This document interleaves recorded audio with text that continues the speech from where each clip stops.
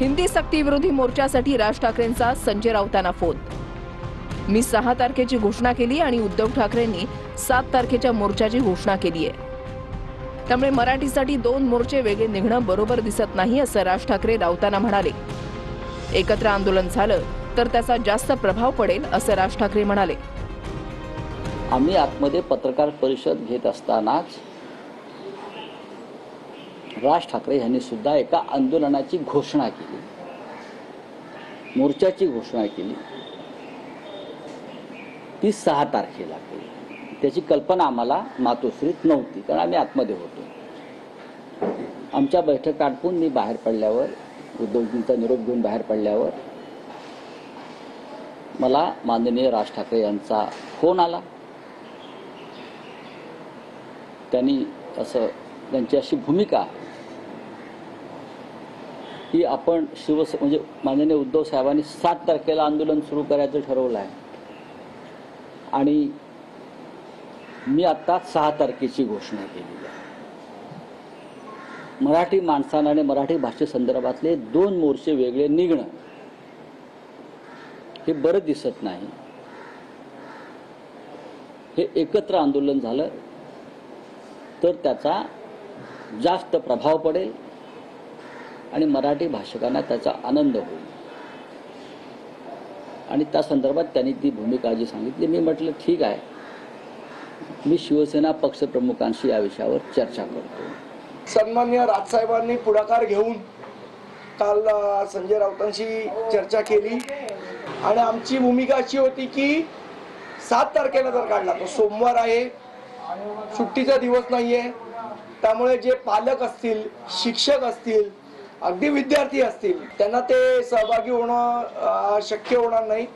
त्यामुळे सर्वानुमते ही 5 तारीख ठरली आणि त्याप्रमाणे सर्व राजकीय पक्ष, सर्व कलाकार, सर्व साहित्यिक या मोर्चामध्ये सहभागी होतील। संजय राऊतांनी राज ठाकरेंचा निरोप उद्धव ठाकरेंच्या कानावर घातला। त्यावर मराठी माणसाचं ऐक्य दिसणं गरजेचं आहे असं उद्धव ठाकरे म्हणाले। पण 6 तारखेला आषाढी एकादशी असल्याचं उद्धव ठाकरेंनी सांगितलं। राज ठाकरेंनी 7 तारखेच्या मोर्चात सहभागी व्हावं किंवा राज ठाकरेंनी मोर्चाची तारीख बदलून 5 करावी असं उद्धव ठाकरे म्हणाले। उद्धव ठाकरेंचा हा निरोप संजय राऊतांनी राज ठाकरेंना सांगितला। त्यावर राज ठाकरेंनी तत्काळ होकार दिला। राज ठाकरेंनी मोर्चाची तारीख बदलून 5 जुलै अशी केली आणि मी पुन्हा मातोश्रीत गेलो। माननीय उद्धवजींना सांगितलं की असा मनसे प्रमुखांचा दूरध्वनी आता झाला माझ्याशी आणि त्यांची अशी भूमिका आहे। याच्यावरती कोणतेही आडेवेडे न घेता उद्धवजी असं म्हणाले की मराठी माणसाचं ऐक्य दिसणं हे गरजेचं आहे। आपण सगळी मराठी माणसं मराठी भाषेच्या वरील सक्तीविरोधात एकत्र आहोत, ही माझी भूमिका आहे आणि माझ्या मनात वेगळा मोर्चा काढण्याची काहीही तशी भूमिका नाही। आपण अचानक ठरवलेला मोर्चा आहे, पण आपण 7 तारखेची तारीख यासाठी ठरवलेली आहे।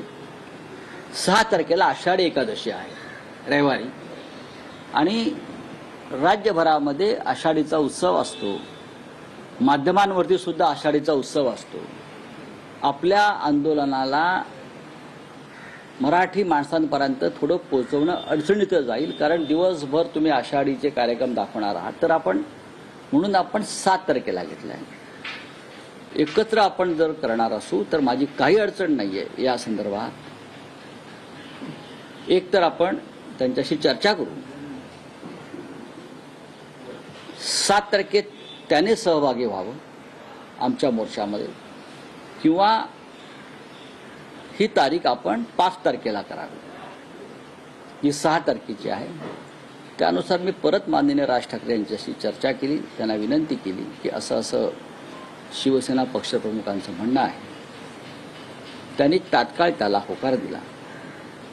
त्यांचा फोन आला, परत चर्चा करून त्यांच्या सहकार्यांशी आणि म्हटले आपण 5 तारखेला हा जो मोर्चा आहे 6 तारखेचा आमचा, तो आम्ही 5 तारखेला करू आणि आपण सगळे त्याच्यामध्ये सहभागी होऊ।